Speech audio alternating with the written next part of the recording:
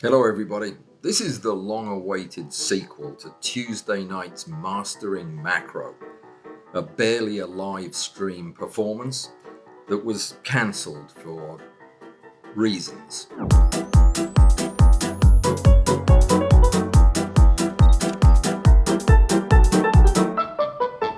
A quick shout out to my internet service provider, Mediacom, without who this video would not have been necessary because we'd have done the live stream. But we didn't, so we're going to do it now. It's going to be better than a live stream because I've had a chance to gather a few props, like my bee. What happened yesterday was just horrible. Anyway, we struggled along, got a few of the questions answered. It's a little bit difficult for me to concentrate on what I'm doing when I'm trying to figure out what I need to do to salvage a live stream that's gone haywire. That's the bad news. The good news is I'll stop complaining now and we'll just get on with answering the questions. Now, somebody asked me, as of today, what is the go-to macro flash for an indoor rig of some kind? Much though I hate to say it, and I do hate to say it because I don't think they deserve the loyalty, but it's probably Godox still.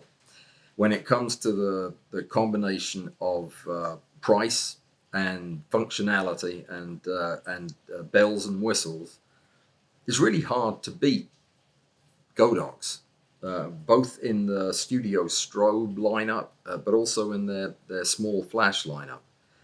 And the fact that they don't have a warranty is something you need to bear in mind. So I would buy it from a reputable seller. I wish there were a better alternative. I know that there are other flash makers, a lot of them. People like Young Now have been around for a long time, make good flashes, but they don't have anything like the MF12s, which I still use. But I have started to switch over to the TT350s just because the MF12s have a limited lifespan and they don't have a battery that you can replace. Well, you can. You have to take it apart to replace it. You have to get an aftermarket battery from somewhere. It's a pain to do. I'm going to do it so I can keep the flashes, but they don't last. Not if you use them like I do, which is all day, every day. These, on the other hand, might last a bit longer. I know a lot of people who've been using these for years. This is the TT350. It's the two AA battery version, which reminds me, I'm going to give you a few top tips as we go along. There are people, me included, who would favor using disposable alkaline batteries over the rechargeable lithium batteries for flash.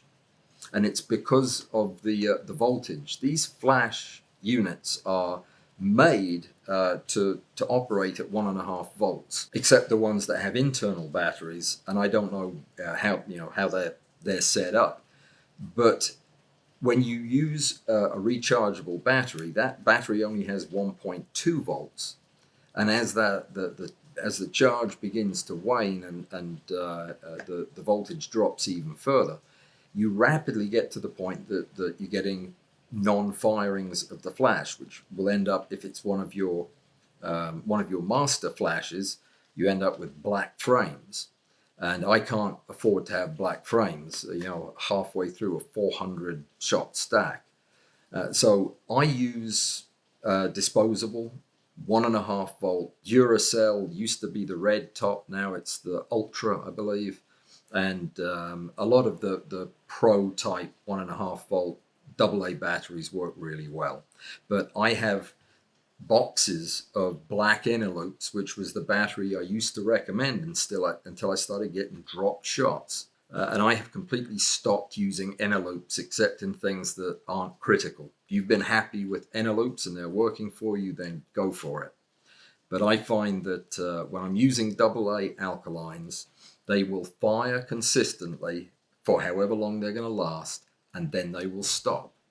You don't get this business of firing great and then 2/3 of the way in missing every fourth shot and then missing every third shot.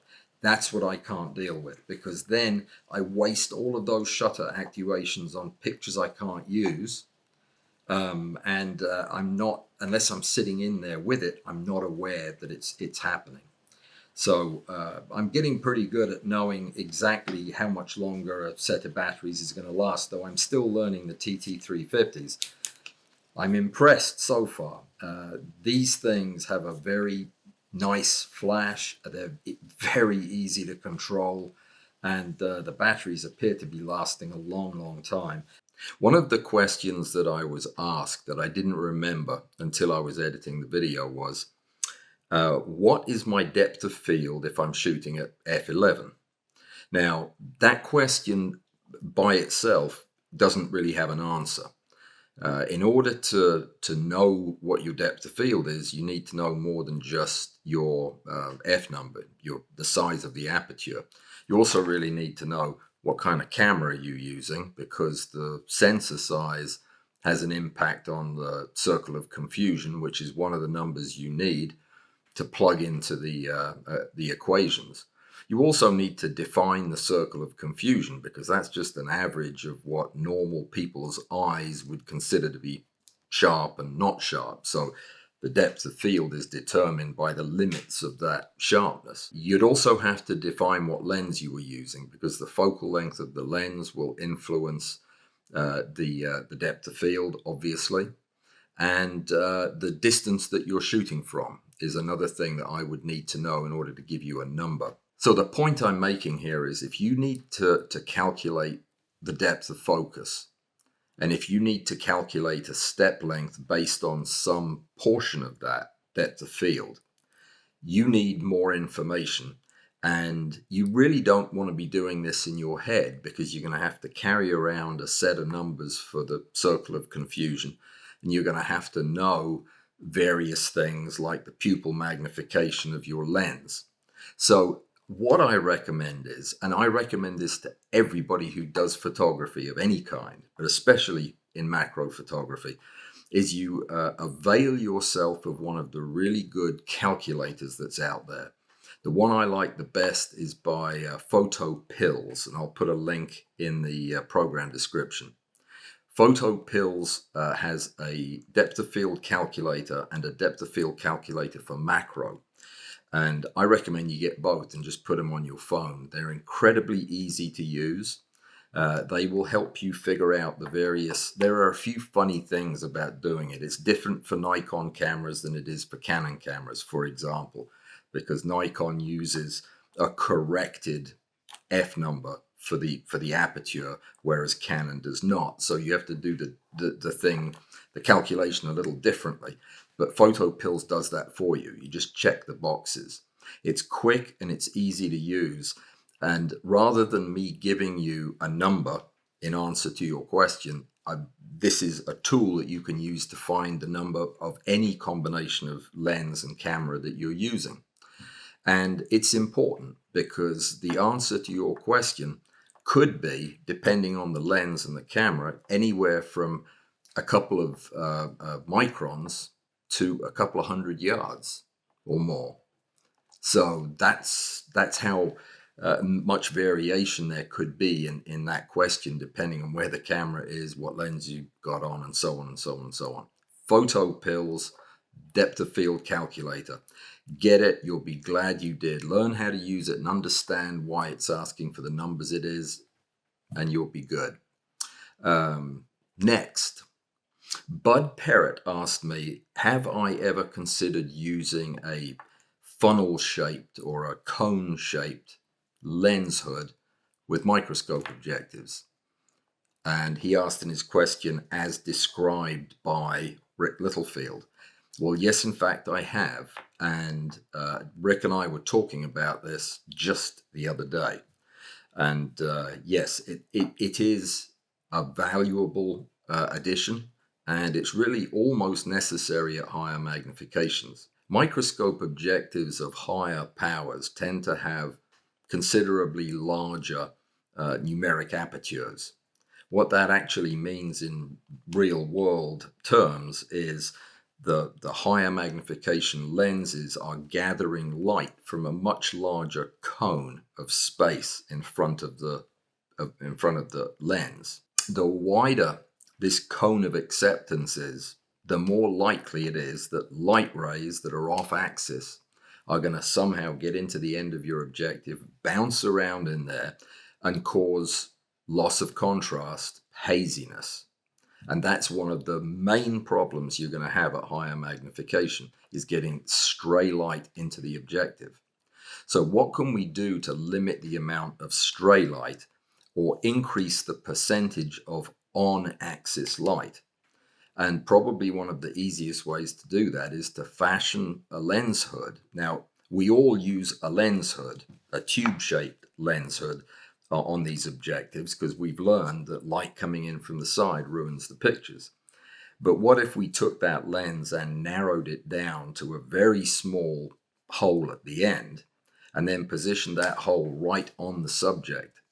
And that is in fact how you do it. Because the thing is conical, and the base of the cone is obviously on the objective, it means you can put your lights alongside it, facing forward, so that the only light that's actually getting back into the objective is hitting the subject head on and bouncing straight back into the optics. When you use a lens hood like this, that's all the way up to your subject, you're having to bring the light in from the sides, literally 90 degrees, which means some of that light is going to get into the lens directly. So you think that adding a lens hood is improving the situation. It may in fact be worsening it. But when you use a cone-shaped lens hood, that can dramatically improve the situation. But making these is tricky. So what I've done is I've made one for you, and I'm going to show you how to do it. Now, normally when I do one of these how to make something things, I show you the whole process, every step of it. I'm just going to show you pictures because it'll be quicker. And I'm not going to ask you to do the calculations. I'm going to assume that you're using a Mitutoyo objective, but I'm going to give you the actual measurements you need to use so that you can do this correctly, okay? Just copy what I do. You're going to need a compass, and you're going to need a protractor, which is that semicircular thing with the degrees marked on it, okay? You're going to need a sheet of black foam. That's black foam with a hole in it. You're going to see in my pictures I used white foam. That's so that you could see it. You're going to be using black foam. And you're going to need some contact cement and an applicator. I recommend using a chopstick, but you don't have to. You can use whatever you want. Take your compass and set the radius at 27 millimeters. Make a circle on the piece of foam, okay? Then, as a guide, make a very light circle at the very center. Now, the reason I suggest you do this is it's a little hard to eyeball the dead center when you're making the hole that you're going to be making there. It's easier if there is a bigger circle that you can put your little circle in. You'll see what I'm saying, but get your compass about as close together as you can and still make a circle. And then very carefully make a smaller circle right in the middle. If you tip your compass like that, I don't know if you can see it, but I'm tipping it kind of sideways. It'll allow you to make a smaller circle. All right, doesn't matter the size, a few millimeters, okay? It's just as a guide.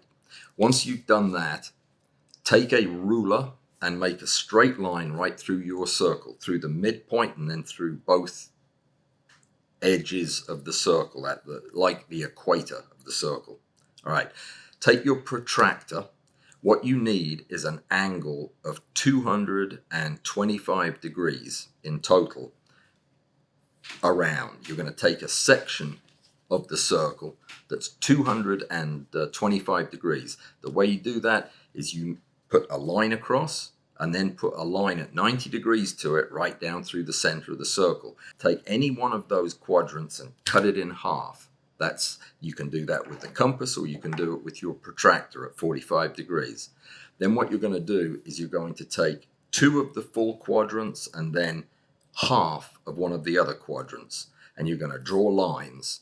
That's your arc. That's the piece you need. That was calculated to be exactly the same arc length as the circumference of the objective, and you'll see why that's important. So you have your circle marked, and you have your cut marks that you're going to be making marked as well. Now it's time to make the hole. Ideally, the hole needs to be the size of your subject and not any bigger. And it's very likely if you're at 20x and you're photographing a whole subject, you're photographing something very, very small, mosquito sized, small, or the head of a mosquito. So the hole in the end of your cone is going to be small. You're not going to get it small enough for that. So what I recommend you do is use a punch. If you have access to a paper punch or a leather punch or any kind of punch, and punch a hole in the center. It needs to be absolutely dead center. Now, what I've done in the video or in the photographs here, I heated my punch with a torch until it was very hot. And then I put it on a surface and pressed the thing down on the dead center, and it kind of seals the edges and tapers the edges, makes a cleaner orifice, okay? So however you do it, get a smooth round hole in the dead center of your ring. Then cut the two lines that you created to make something that looks like this, only with a much smaller hole. All right, so that's done. Now you need to take a separate piece of foam, or the same piece of foam, but you're going to cut another shape out of it, and cut out a rectangle. The width of the rectangle doesn't matter. This is the finished product. I made it that wide because that's the width of my ruler, so I knew I could keep it parallel by using both edges of the ruler. It does not have to be that distance. It could be a fraction of that. It could be just a centimeter. It doesn't matter. But the length matters. It matters a great deal. The length of the strip, the rectangle, needs to be exactly the same as the arc length, which we already calculated is 102 millimeters. Okay, 102 millimeters. That is the length of this portion of the circle. Don't worry about it. Just stop asking how I get that number. Just write it down. So you've got now this strip that's 102 millimeters long and as however wide as you want it to be. Now, reach for your contact cement, and with an applicator, very carefully paint a little bit of contact cement around the arc, this part, and onto both of these lines and the arc. Set it aside and let it dry. It'll dry almost instantly. Then take your strip and paint a little bit of contact cement onto the two ends of the strip, the narrow ends of the strip, and then onto one of the long edges. So 3 edges of your rectangle need to be painted with contact cement. Let it dry. Then take the rectangle when it's bone dry, when there's no tackiness to the glue, and stick the 2 edges together, edge to edge, flat surface to flat surface, okay? So that it looks exactly like that. That's the piece that slips onto the objective. It's why you're making it just a little bit bigger than the circumference of the objective. Then take your piece here that has glue on each edge and on the big part, but just on this is what you're worried about, and glue it together just the edge. Okay, so it's just the inside edge. Do not attempt to do that. It won't work right if you do that. The reason is, for that to work, these edges would have had to be cut at an angle, which we didn't do. If you try to flatten them together, you're going to create a defect in the shape of the cone. You don't want to do that. I've got a trick for it though. So you just put the edges together, and if you touch them together, they'll stick and they'll hold, but they won't hold enough to use it on the objective. So when you've done this, you should have a groove left in the cone, a defect running down there. Take your pair of scissors, which I don't even have in here with me, and any piece of scrap foam you have left, and cut a square cross-sectional strip of this. That means you cut as narrow a strip as you can so that you get a piece of it that end on looks square. All right. Paint that. You can dip it in the contact cement if you want, but get that on at least 2 of the surfaces, the contact cement, and let it dry. Then just very carefully lay it in the groove. The second it hits the groove, it will stick. So you want to make sure you get it all the way down in the groove. And then you just, with your fingers on the inside and outside, you mash it until it becomes essentially part of the arc. What this does is it allows the inside to be one glue line thick. So you've got the perfect size, and the outside you've just added a little width to it so that it doesn't make a funky shape in the end. All right. Then the glue is now dry all the way around here and on the top of your cylinder. So all you do is very carefully take the cone, stick it on the cylinder. Just find one point, stick it on, and then ease it around to the others. And it should form just like that. Now, this will really hold well, just the way it is. But if you wish to add a little bit of Gorilla Tape around it to reinforce it, by all means, go ahead. But be careful that you don't do anything to change the shape, because if you squeeze it because of the tape, you'll move the hole at the end, and that needs to be lined up perfectly with your optical axis. There's one last thing you need to do. Take a piece of metal, small, couple of millimeters across, okay, and heat it at the end using a torch or a lighter if you've got a lighter that gets really hot, okay. The key is a little butane torch is best. Get it very hot, and then without touching it or licking it or testing it on your hand. I shouldn't have said that because somebody's going to do that now, aren't you? Don't do that. But while it's hot, very carefully stick it through the hole that you already have in the end and just pass it in and pull it back out. And what it'll do is it will cook the edges of the hole, and it'll cause them to retract a little bit and make a much smoother opening. You can, if your hole isn't quite big enough, you can do this. You can take your metal thing. This would do for the metal thing. If you got it really hot, put it in and then make a very, very subtle circular type movement just to smooth the edges of the hole, and then pull it out. And that's it. And that's what it should look like. As soon as you start mucking around with this and trying to change the shape of the hole, you're going to have to start over because it'll ruin it. This slips on the objective. You need to slip it all the way down to here, because the distances that I used, the measurements that I used to make this were predicated on the 20x mitutoyo, meaning that this is the working distance of the objective. If I had made one of these for the 10x, I would have had to add 9 more millimeters of height. Okay? So that's important. You need to make one of these for all of your objectives so that the height of the cone is your working distance. The circumference of the base of the cone is the circumference of the objective, and you have a collar that you can slip it onto.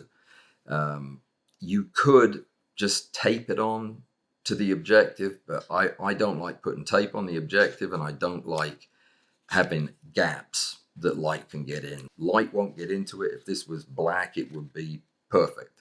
And the hole, as you can see, is in the dead center of the cone, so it'll line up perfectly with the objective.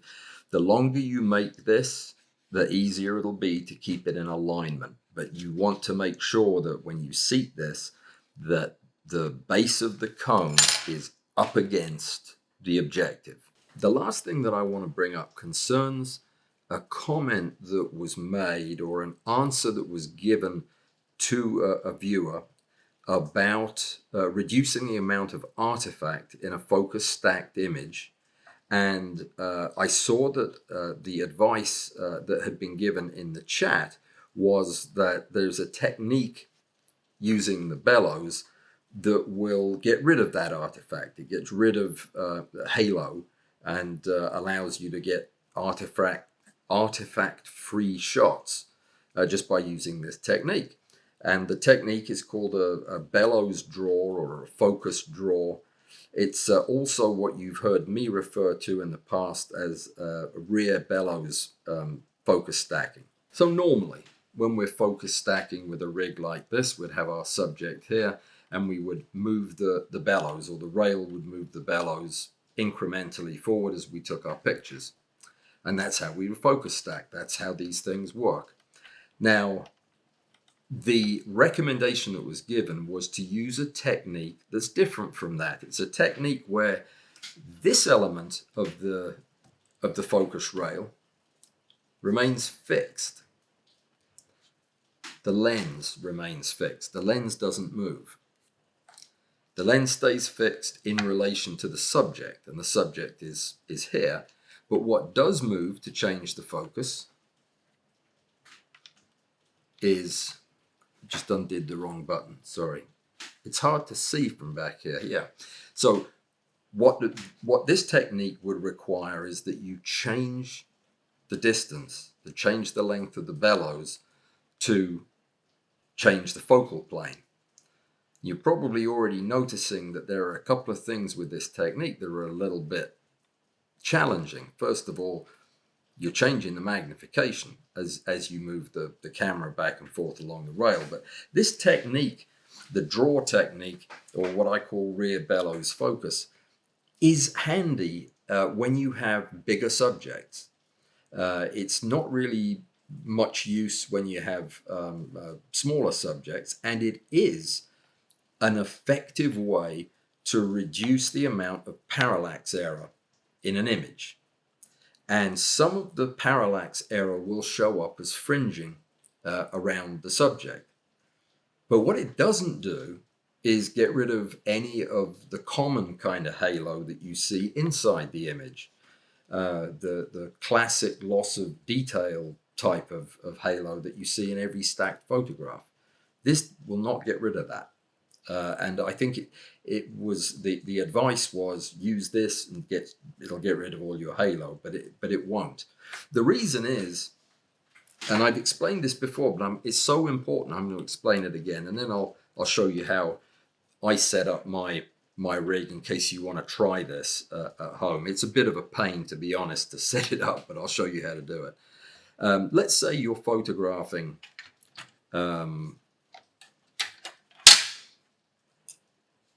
this object, whatever it is, pair of scissors and a compass like this, and the scissors, the compass is in front of the scissors, right?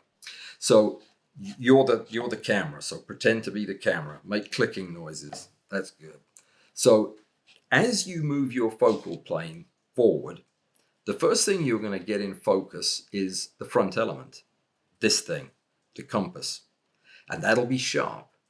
Everything else behind it will be progressively more blurred and indistinct, right, as it goes further out of focus. So you're going to have some shots in your stack that are going to be sharp as a tack on the front element. As you move the focal plane even further forward, this begins to go out of focus and it starts to blur out, which means it spreads out and becomes soft and indistinct. By the time you get to this, the scissors, this is so blurred out that you can hardly see that it's there, but it is. You are still looking through it because it hasn't moved. It hasn't gone away. And the way you have the lens and the camera set up isn't going to make any difference. You're still photographing the scissors through the blurred out front element. So when you take the pictures at the back, they'll be fairly sharp, but there will be parts of those scissors that are never photographed uncovered by the out of focus front element. Think about it. They can't be. You aren't moving the scissors to photograph them and then putting them back. They are staying in the same position. So you're gathering a set of photographs that have some of the scissors sharp, the bits that are outside of the out of focus compass, but the bits that are inside the compass are covered by out of focus compass. And when you stack those images together, I hate to say it, but you're going to see halo, and the halo is the photograph of this thing out of focus. That is the best the stacking program can come up with for a sharp picture of the scissors, because there is no sharp picture of the scissors that doesn't have the compass in front of it. Does that make sense? It is such a fundamentally important part of focus stacking that if you don't understand it, you do need to leave a message and say, no, explain that one more time. Because if you don't understand this, you will run around chasing your tail trying to get rid of halo, when the halo is actually the photograph. It's the best the focus stacking program can do. Remember that the stacking program is going to select the sharpest image that it can of the choices that it has. If there isn't a sharp picture of the scissors, it will take the next best thing, which is the sharp-ish picture of the scissors behind the compass. And then when it stacks those in with the other pictures, the blurry outline of the scissors is what forms that halo. And you'll see it wherever you have an element in the foreground and an element in the background, relatively speaking. But the closer they are together, the narrower that piece of halo will be, but the more distinct it will be. I wanted to say that not because there's anything wrong with rear bellows focus. Rear bellows focus is a very useful tool to have. But let's keep its benefits well in mind, that it's not a panacea.